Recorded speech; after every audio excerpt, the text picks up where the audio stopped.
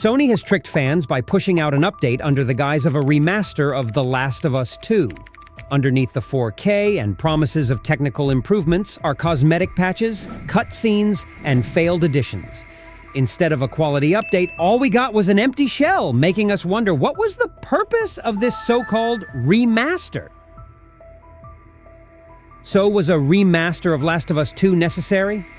First off, the original game is already one of the most visually impressive games in history, with a stunning level of detail and atmosphere. This begs the question of whether it makes sense to create a remaster for a project that is visually up to modern standards.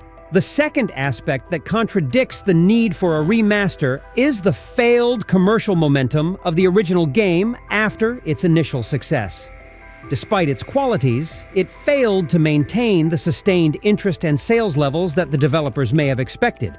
Despite the heightened scandals and toxicity surrounding the game upon release, a reevaluation occurred later. Nevertheless, positive reviews and growing interest have recently elevated the status of Last of Us 2, not Remastered. The release of the series and attracting new players to this universe could be the reason to release a remaster and improve the Last of Us brand in the eyes of the public. The no-return mode, one of the promised innovations, turned out to be nothing more than a fluff piece, adding elements to the game that seem more like a gimmick to increase content than a significant addition. The lack of a co-op mode in this mode becomes a missed opportunity to make it more appealing. The Fortnite-styled character skins are an unnecessary and inappropriate addition to the atmosphere of The Last of Us. They seem more like an attempt to jump on the wave of popularity of character customization than a meaningful improvement. The addition of a guitar mode, while interesting, is designed more to showcase players' online musical skills than to enhance the game experience. The leaderboard for speedrunners, while providing interesting opportunities for competitive play, faces the problem of low popularity among this audience, making it less meaningful to most players. Finally, the real value of the remaster is seen in the addition of 3 new story levels, which nevertheless leave a sense of incompleteness. Despite the interesting locations and details, these levels rather feel like cutscenes, raising questions about the appropriateness of their inclusion. The cutscenes and unfinished levels added to the remaster raise more questions than they add value to the game.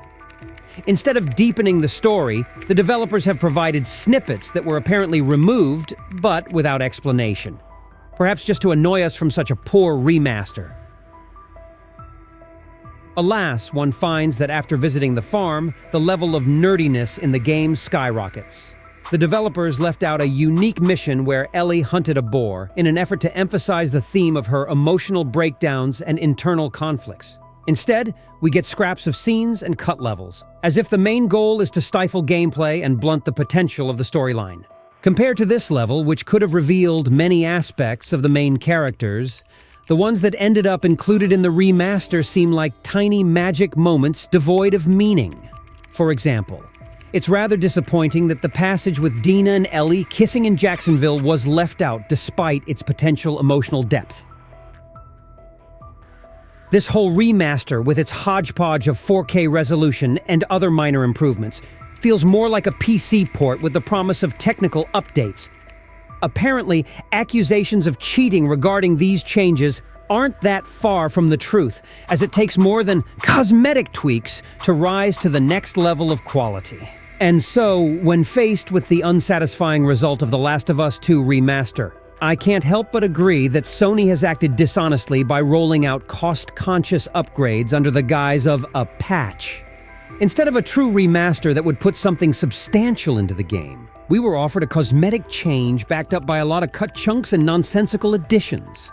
Buying a PS5 and moving to the next generation, I expected a remaster of The Last of Us 2 to raise the bar on game quality.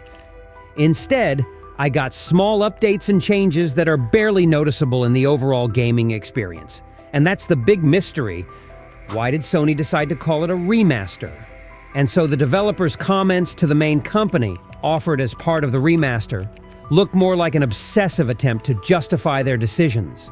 Instead of providing players with an in-depth look at the creation process, it seems more like a way to make the player feel grateful for a product that doesn't justify its price. Before the bottom line, subscribe to the channel and don't forget the likes. In the end, The Last of Us 2 Remaster turned out to be a big disappointment for fans. Minimal graphics improvements, disappointing add-ons, and cutscenes make it feel like Sony wasn't serious about player expectations. This so-called remaster leaves a bitter taste, and the question, was it even worth bothering? Score 3 out of 10, and that's perhaps still too generous a score for this update, which feels more like an attempt to squeeze extra sales out of the excellent original game.